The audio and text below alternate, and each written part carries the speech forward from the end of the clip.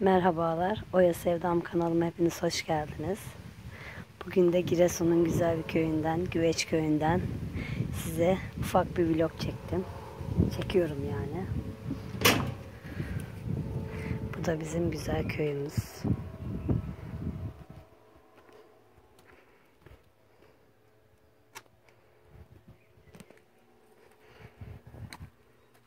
Bugün herkes ilaç vuruyor. Bahçemizde fındıklarımız var.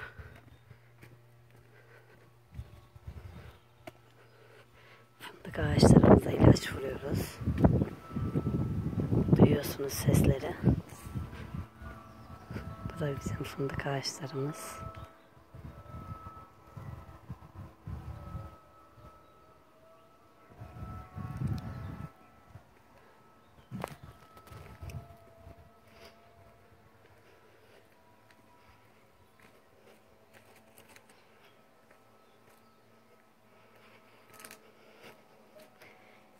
Bu arada bayramınız mübarek olsun. Hayırlı bayramlar herkese. Görüyorsunuz güzel köyümüz.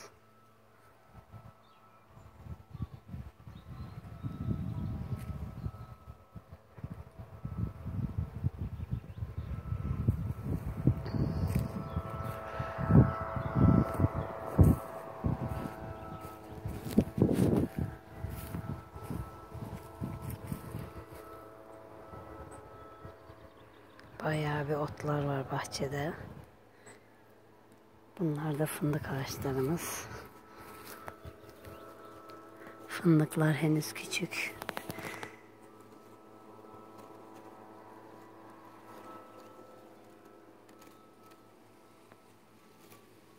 Giresun'un fındığı meşhurdur biliyorsunuz. Yağlı fındık, ince kabuklu. Bakın. Henüz yeni oluyor. Bayağı da büyümüş ama.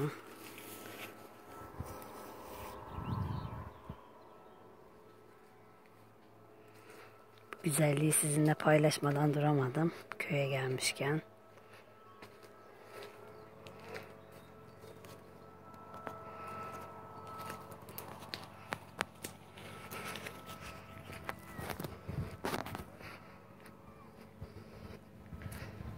Çocuklarım bahçede.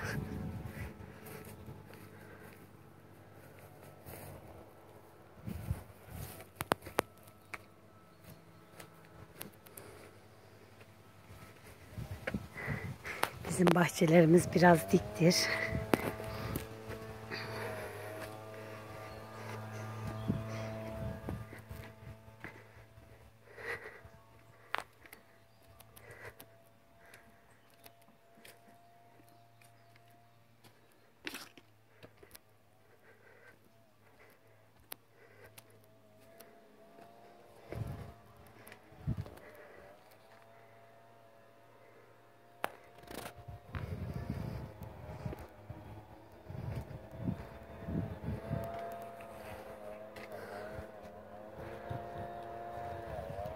Giresun'un köyleri çok güzeldir. Nane bile var bakın.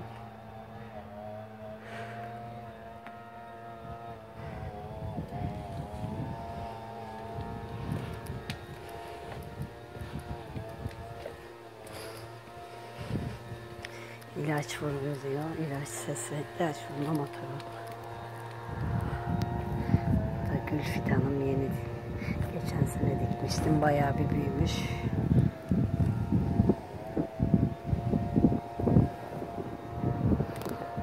Isırgan otlarımız bol bol bulunur buralarda.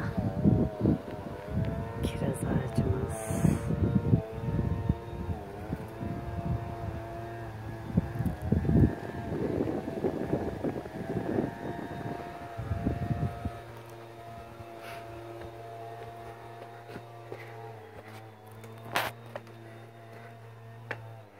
Cennet gibi buralar.